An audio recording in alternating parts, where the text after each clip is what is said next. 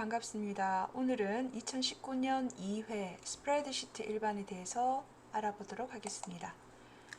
문제 21번. 다음 중 아래 그림과 같이 사원에 대한 근속 연수 데이터에 주어진 조건으로 고급 필터를 실행한 경우에 결과값은 어떻게 될까요, 여러분? 자, 지금 오른쪽 편에 보면 조건이 나와 있는데요. 성명, 직위, 근속 연수에 해당되는 이름이 주어져 있고 그 밑에 조건이 있습니다. 이 조건을 보고 이 조건에 만족하는 데이터를 여기 A의 2번에서부터 C의 8번에서 검색하면 결과가 과연 1, 2, 3, 4번 중에서 어떤 값이 나올지 한번 알아보도록 하겠습니다. 먼저 조건을 보면요. 고급 필드를 할 때는 이렇게 그 조건이 하나, 둘, 세 개가 있기 때문에 이 세 개에 해당되는 조건을 보면 되는데요. 이면서 같은 행에 있으면은 이면서, 이렇게 다른 행에 있으면은 이거나로 해석이 됩니다. 그리고 위아래도 마찬가지로 이거나로 해석이 돼요. 자, 그러면 김별이라고 하는 이 별이라고 하는 만능 문자를 사용을 했는데요. 이 만능 문자는 여러분들이 잘 알고 있는 물음표나 별표를 우리가 만능 문자라고 얘기를 합니다. 별이 의미하는 것은 김으로 시작한다는 의미입니다. 대신에 별김도 있겠죠. 별김은 앞에 어떤 글자가 오든 상관없이 끝에 글자가 김이어야 된다는 거죠. 그리고 별, 김, 별도 있을 수 있는데요. 이것은 앞이나 뒤, 마지막에 상관없이 중간에 반드시 김자가 포함되어야 된다는 의미입니다. 자, 그럼 요거는 성명이 김이면서, 자, 같은 행이 있으니까 김이면서 근속연수가 10보다 크다. 자, 10보다 크다란 말은 초과라는 의미입니다. 그럼 일단 김이면서 10보다 큰 것을 한번 찾아볼까요? 자, 김일민, 김유민, 자, 두 개의 김이 있는데요. 근속 연수가 10보다 큰 거는 요 삼행에 있는 김일민이 되겠네요. 요건 일단 하나 되겠죠. 그리고 나서 그 다음 거를 보면 성명이 김이면서 근속 연수가 10보다 크거나 직위가 근하입니다. 그러니까 이거 두 개는 참이어도 되고 거짓이어도 된다는 얘기죠. 자, 직위가 사원이면서, 자, 같은 행이 있습니다. 근속연수가 5보다 작다. 5보다 작다는 말은 5 미만입니다. 그래서 그럼 일단 요 두 개는 또 AND 조건이기 때문에 꼭 요 참이어야 되겠죠. 그러면 사원이면서 5보다 작은 거를 먼저 한번 찾아볼게요. 자, 사원이면서 5보다 작은 거 요거 하나, 그리고 사원이면서 5보다 작은 거 요거 하나인데, 그러면 김유민 사원 4, 성명희 사원 2 이렇게 답이 되지 않나요? 라고 하는데요. 자, 그러면 답은 지금 방금 제가 말한 것처럼 그 세 가지가 나오는 게 답이겠네요. 그죠? 이렇게 3번이 정답입니다. 자, 그러면 왜 4번은 되지 않느냐고 하면 사원이면서 5보다 작다는 것은 AND 조건이기 때문에 이것은 포함되지 않겠죠. 그래서 4번은 되지 않습니다. 자, 성명이 김으로 시작하면서 근속연수가 10 초과하거나 그 다음에 직위가 사원이면서 근속연수가 5 미만인 자료를 추출하세요 입니다. 이렇게 해석해도 되고, 아니면 순서대로 성명이 김으로 시작하거나 직위가 사원이면서 근속연수가 5보다 작거나 근속연수가 10보다 큰 경우, 이렇게 해석을 해도 됩니다. 자, 다음 문제 볼까요? 다음 중 아래와 같은 피벗 테이블을 작성하기 위한 작업으로 옳지 않은 것은?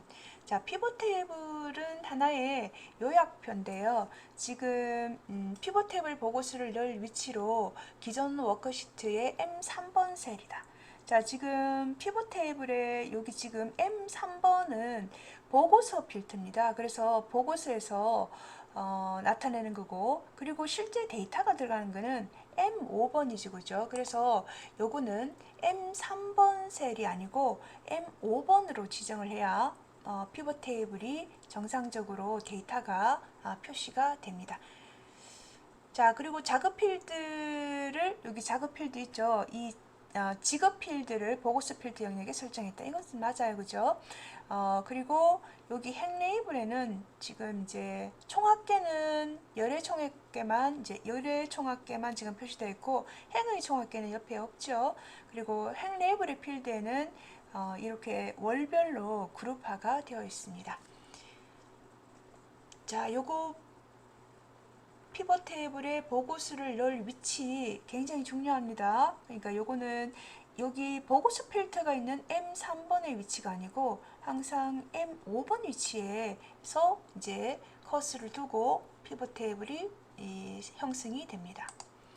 자, 23번 다음 중 정렬에 대한 설명으로 옳은 것은 우리가 데이터를 정렬하는 것은 굉장히 중요한데요.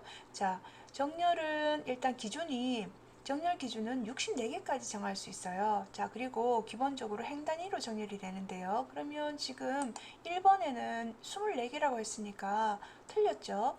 그리고 정렬을 할 수 있는 방식은 오름차순, 내림차순, 사용자 지정 목록, 그리고 값으로는 셀 값에 따라서 값과 셀색, 글꼴색으로 정렬을 할 수가 있습니다. 그리고 병합된 셀은 정렬을 할 수가 없죠. 그리고 숨겨진 행이나 열도 마찬가지로 전부 다 펼쳐서 표시해 놓은 것이 좋습니다. 그래서 실제로 보면 글꼴색을 기준으로 정렬을 할 수 있다. 맞고 정렬 대상 범위에 병합된 셀은 정렬할 수 없죠. 그리고 네 번째 숨겨진 행은 정렬된 결과에 포함되나 숨겨진 열은 정렬 결과에 포함되지 않는다. 이것은 틀렸습니다. 자, 24번 다음 중 데이터 요청 검사를 나타내는 이 오류 메시지인데요. 자, 1번은 경고, 2번은 중지, 3번 정보, 인포메이션, 확인이라는 체크, 이것은 없습니다. 그래서 여러분들이 데이터 요청 검사를 보통은 설정만 많이 하다가 이렇게 뭐 설명 메시지나 오류 메시지, IME 모드를 한 번도 클릭하지 않은 친구들은 오늘 이 문제를 한번 보면서 오류 메시지 탭에 들어가면 이렇게 스타일이 중지, 경고, 정보 이렇게 표시가 됩니다. 그래서 정답은 확인이 되겠죠. 자, 25번. 다음 중 채우기 핸들을 이용하여 데이터를 입력하는 방법으로 옳지 않은 것은 채우기 핸들은 이 엑셀에서 굉장히 많이 사용되는 것 중에 하나인데요.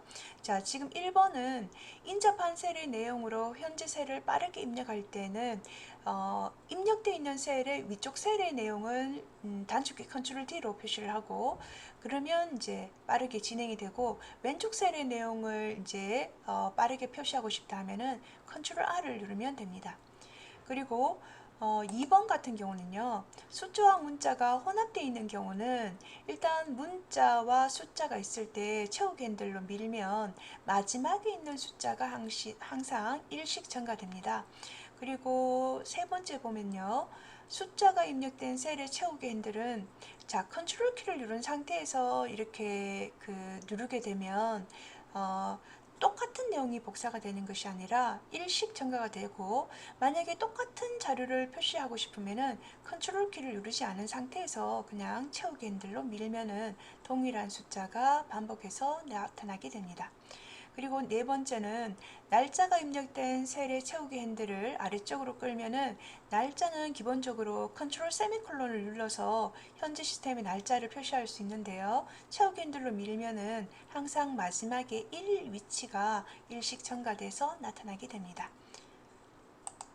자, 26번은요. 다음 중 원본 데이터를 지정한 서식으로 그러니까 원본 데이터가 있는데 이 원본 데이터를 셀 서식의 사용자 지정으로 했을 때 결과가 맞지 않는 것입니다.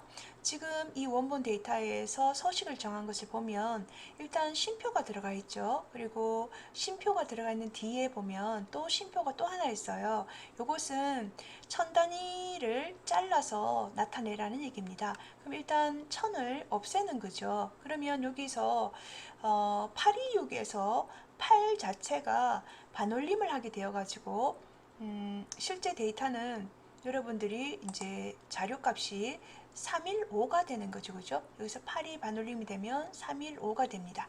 그리고 요거는 지금 천단위 구분 기호를 하면서 소수점 하나를 표시하라고 했죠. 그래서 여기다가 천단위를 표시하고 소수점 하나가 표시가 됐어요.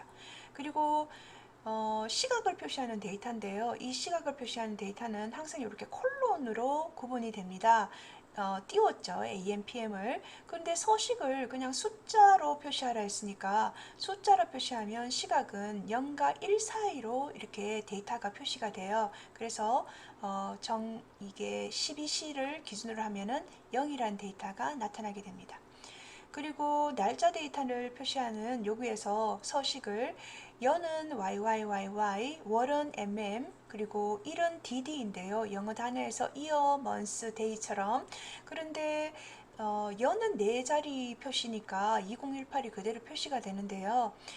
지금 두 번째 월을 하나, 둘, 셋, 4자리로 표시를 했을 때는 이렇게 03이나 아니면은 M을 3개를 표시하면 마치 중에서 MAR 3글자만 표시가 됩니다. 그런데 이렇게 M을 4개로 표시를 하면은 마치라는 플루어드로 이렇게 표시가 됩니다.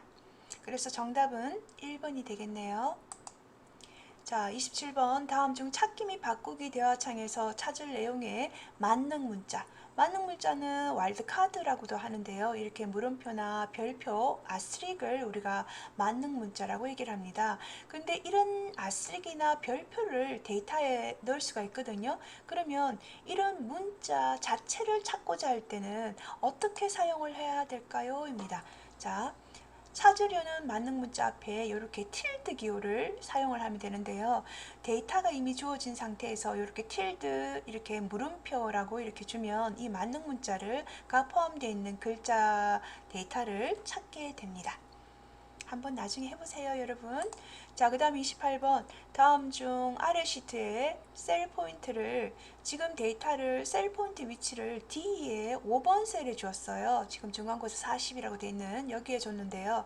여기서 홈 탭을 누르면 이렇게 A의 5번 위치로 커스가 이동을 하게 됩니다. 그래서 홈 탭을 누르면 A의 1번이나 이렇게 가는 것이 아니라 바로 그 행의 첫 번째 홈 첫 번째 열의 첫 번째 그러니까 D열의 5번이면 그 홈을 눌렀을 때 A열의 5번으로 이동하게 됩니다.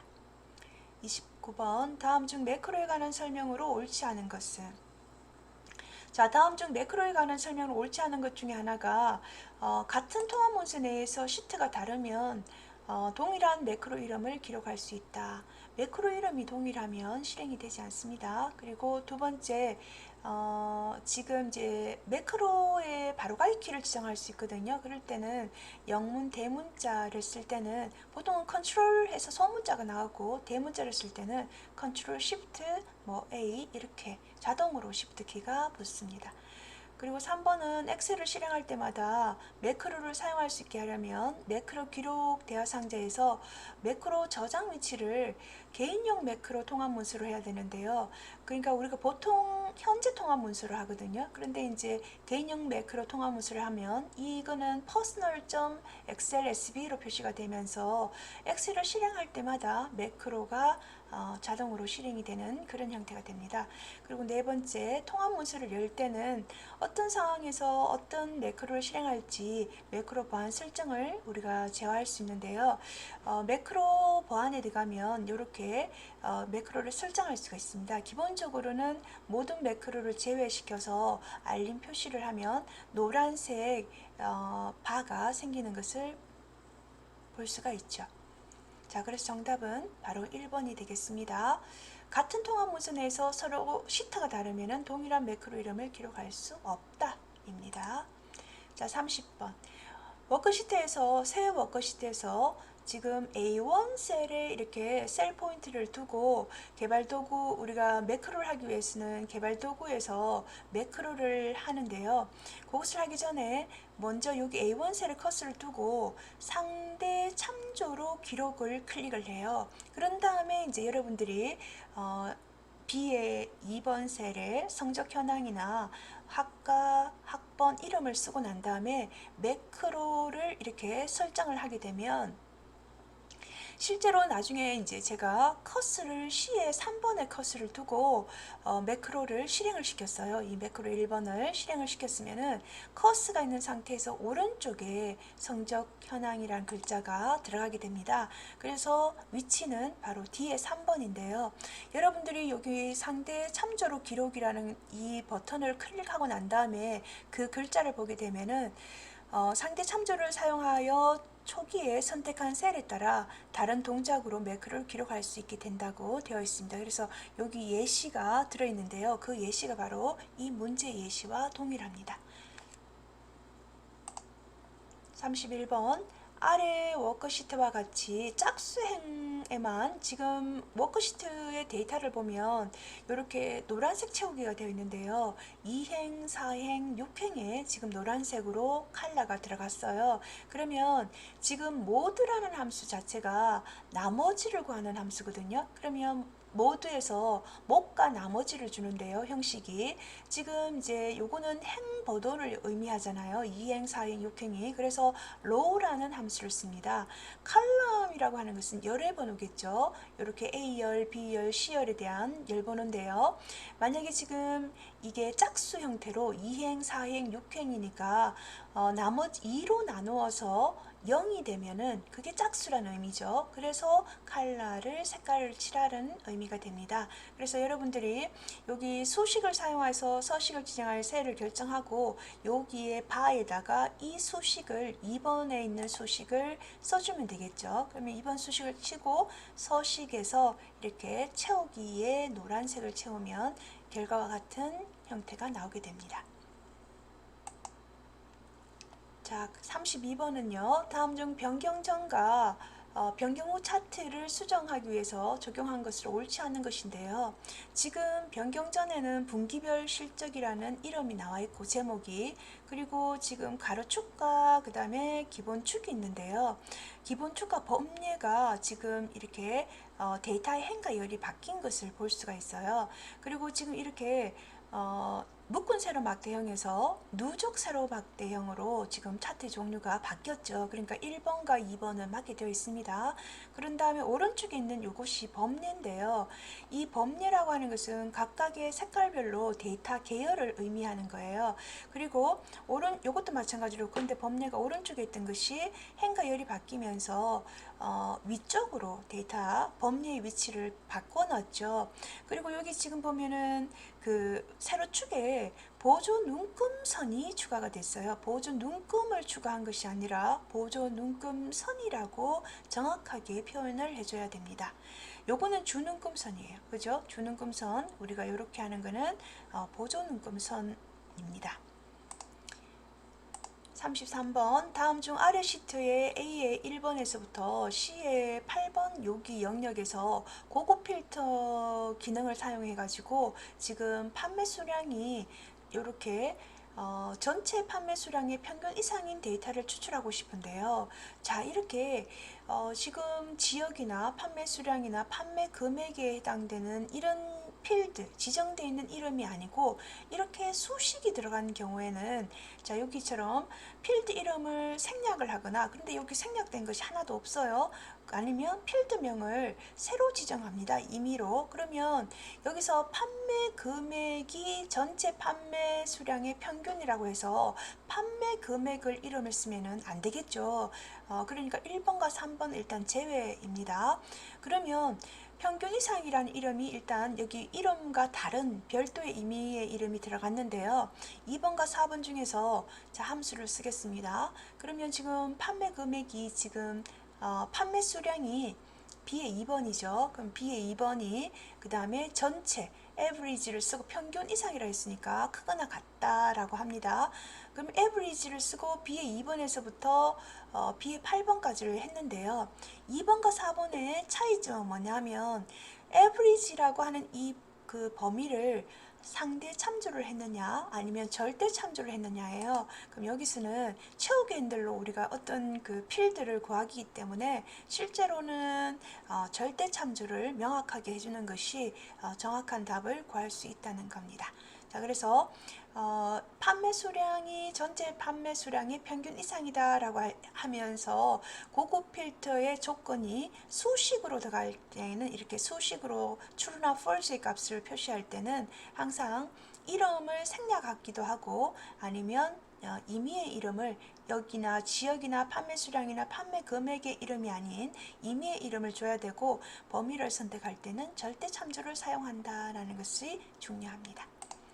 34번 다음 중 찾기 참조 함수에 대한 설명으로 옳지 않은 것은 지금 1번의 vlookup이나 2번의 hlookup이나 index나 choose는 찾기 참조 함수로 가장 많이 사용되고 있는 함수입니다. 그 중에서 여기 vlookup, hlookup, index, choose 여러분들이 함수를 할 때는요 항상 함수의 형식을 알아두는 것이 가장 중요합니다. 찾는 값, 여기 vlookup은 열방향으로 찾는다는 거고 hlookup은 쉽게 행방향으로 자료값을 찾는 거고 어디에서? 참조표에서요. 그리고 index는 범위 내에서 행과 열이 크로스되는 값이 일치하는 값을 찾는 값이고 choose는 여기 인덱스 번호에 따라서 요 인덱스 번호는 1에서부터 254까지 들어갈 수가 있는데요. 거기에 해당되는 값 번호에 따라서 값을 choose, 선택하는 것이 바로 choose 함수입니다. 그러면 여기서 문제는 어떤 것이 문제가 되느냐면요. 여기 1번에 보면 함수의 네 번째 인수, 네 번째 인수가 옵션이에요. 여기서 옵션은 정확한 값을 구할 때는 0, 즉 false를 주고 근사값을 줄 때는 true를 주거든요. 근데 false를 사용하는 경우에는 참조표의 첫 열의 값은 반드시 오름차순 정렬이 되어 있어야 한다라고 되어 있는데 이 부분이 잘못되었습니다. 그래서 정확한 값이다. 그 다음에 true 값은 근사값이다. 즉 근사값이라고 하는 것은 구간을 가지고 있는 값을 우리가 근사값이라 하고 1대1로 매치가 되는 값을 정확한 값이라고 얘기를 합니다. 그래서 오름차순이 반드시 되어 있어야 된다는 것은 아닙니다. 나머지는 이제 대소문자 구분하지 않고 그리고 이 지금 함수의 표나 범위에서 행과 열이 일치하는 값을 변환하고 choose는 여기 인덱스 번호가 1에서부터 254까지 숫자 중에 해당되는 값에 맞는 것을 참조한다는 겁니다. 35번 다음 중 셀 또는 셀 범위에 대한 이름 정의 시 구문 규칙에 대한 설명으로 옳은 것은 구문이라고 하는 것은 하나의 문법적인 오류를 얘기하는데요. 문법적인 규칙. 그러면 우리가 어떤 범위를 지정을 해서 이름을 정의를 할 때 이름은 최대 255자까지 지정을 할 수가 있고 자 여기서 그 다음 두 번째는 첫자는 반드시 문자나 밑줄 또는 슬래시로 시작한다고 했는데요. 문자로 시작해야 됩니다. 이 밑줄이나 슬래시가 아니고 이름의 첫 글자는 문자로 시작을 합니다.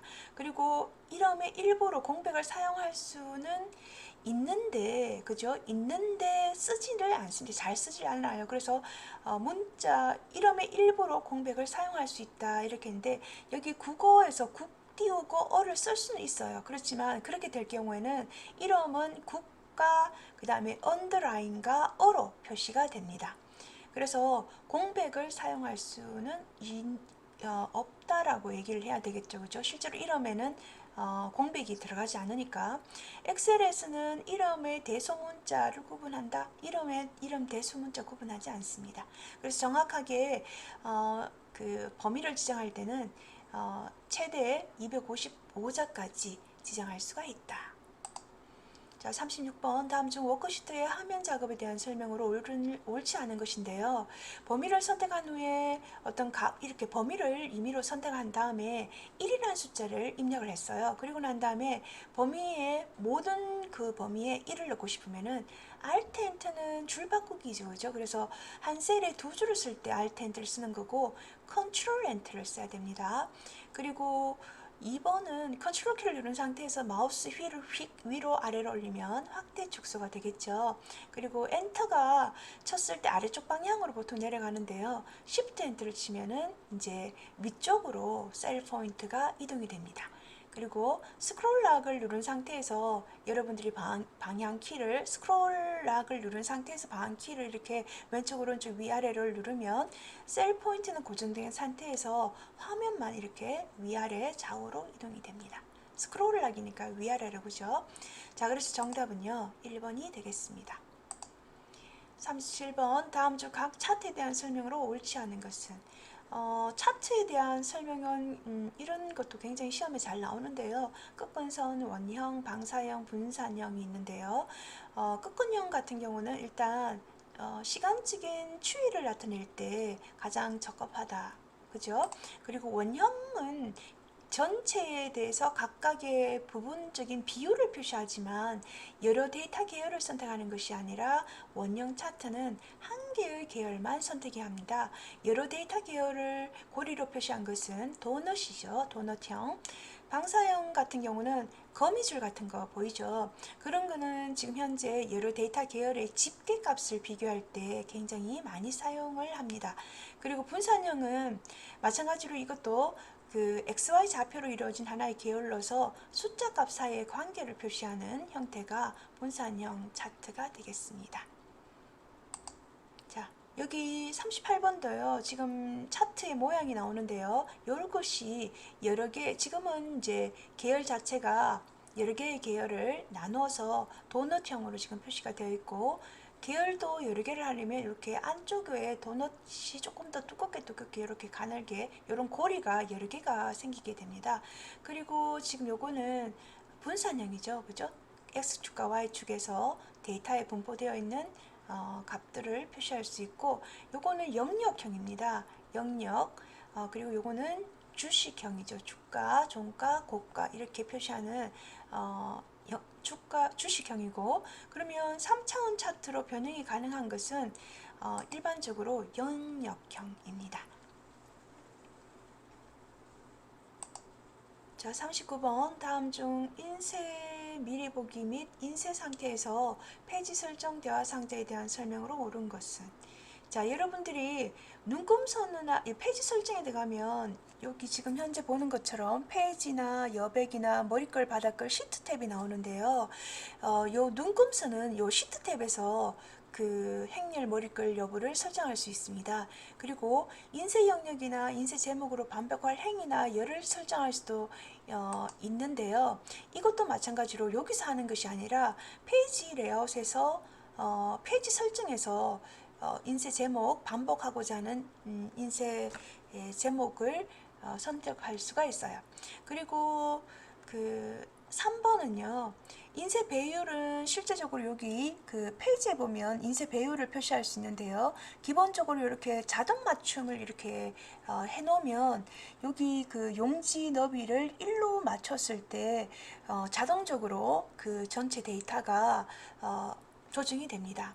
그리고 여기 그 인쇄 배율은 실질적으로 0에서 10에서부터 400%까지 조절을 할 수가 있습니다. 40번 다음 중 아래 그림과 같이 눈금선과 행렬 머리글을 아까 나왔죠. 페이지 설정에서 시트 탭에서 눈금선과 행렬 머리글을 선택하면 이렇게 자료가 눈금선도 나오고 행렬 머리글도 나오게 됩니다. 이상으로 21번부터 40번까지 스프레드시트 일반에 대해서 알아보았습니다. 수고하셨습니다.